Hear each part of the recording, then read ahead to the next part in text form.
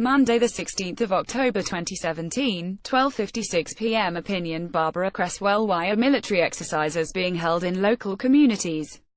Tuesday, 10 October 2017, Opinion Piece Barbara Cresswell. Residents in Tasmania Bulla question the New Zealand Defence Force's judgment in staging more huge war games in their townships.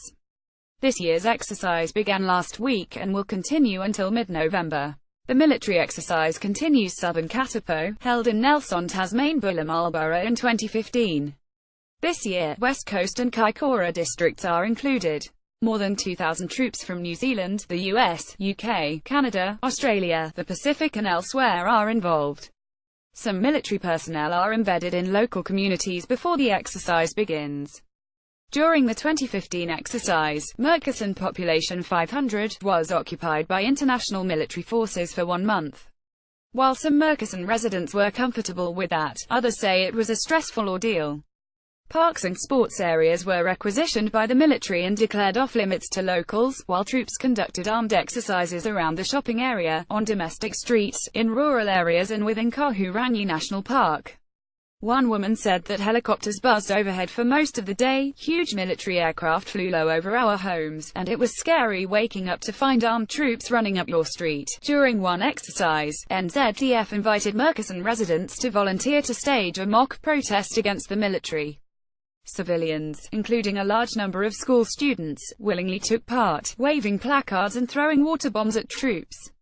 They were encouraged to act aggressively. However, the protest turned ugly, with several civilians being thrown to the ground, handcuffed and dragged away. Several sustained injuries. One young woman reported on Facebook that she had been pulled into a tank and assaulted, but after a visit from defense personnel the post was removed.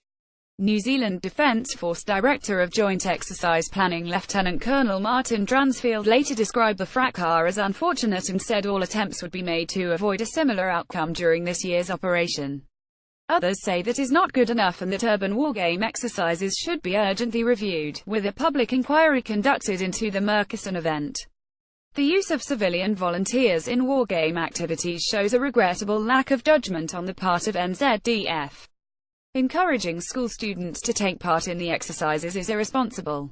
One can only hope that new health and safety regulations will now preclude civilian involvement.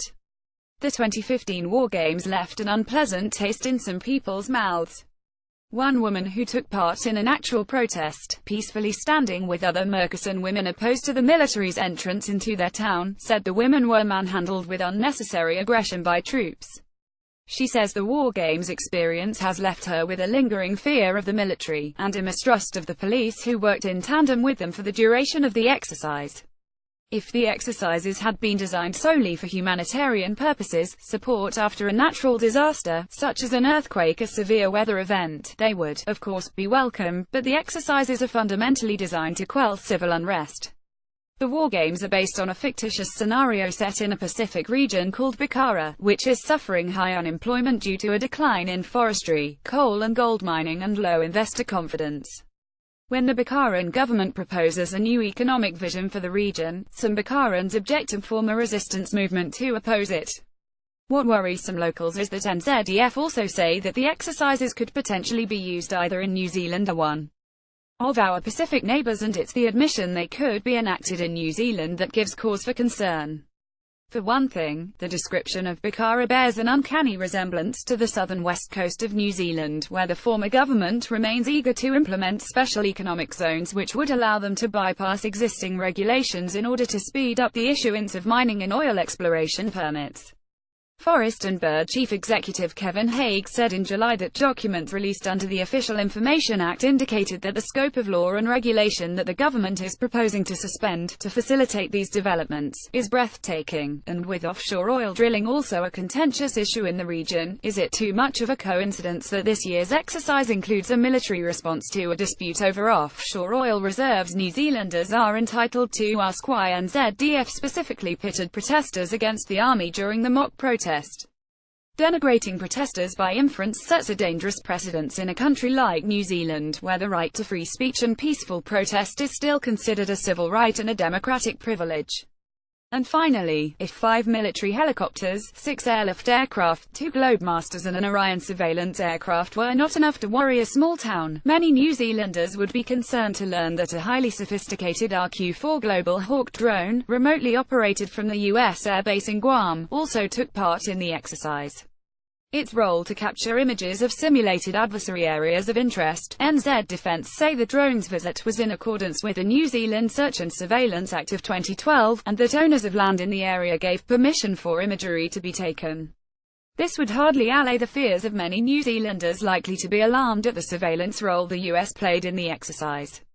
Having a US drone this sophisticated, more commonly deployed in US war zones, tracking adversaries simulated or otherwise, over New Zealand land is a matter of public concern.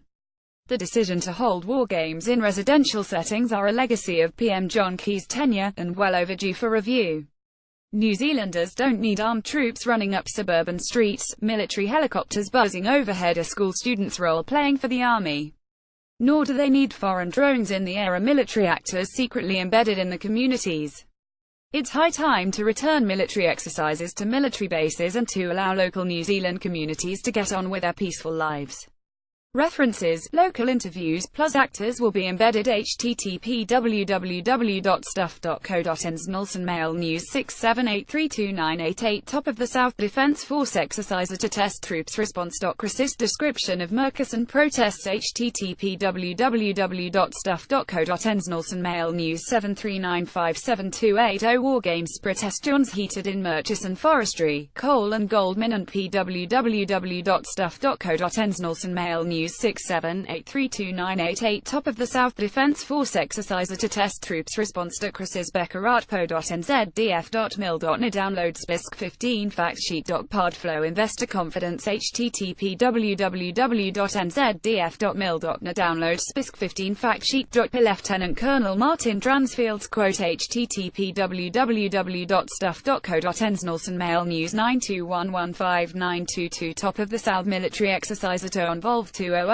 soldiers. A crisis at home or overseas at any given moment. http www.stuff.co.nz Nelson Mail News 678329888 Top of the South Defence Force exerciser to test troops response. CrisisNelsonWeekly.co.nz 201705 Almy Comingto Practice Harry Cavan Hague quote. http www.radionz.co.nz News Political